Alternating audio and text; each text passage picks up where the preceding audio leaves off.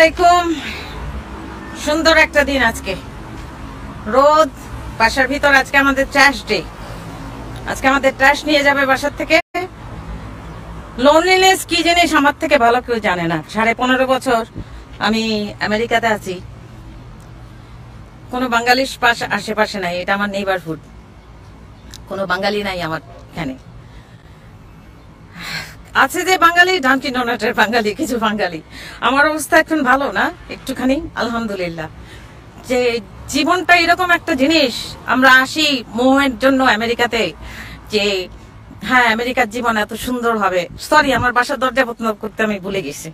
আমার জীবনটা খুব উপভোগ করছি এখন। লাস্ট কয়েকদিন কি হলো আমার, আমি নিজেই জানি না।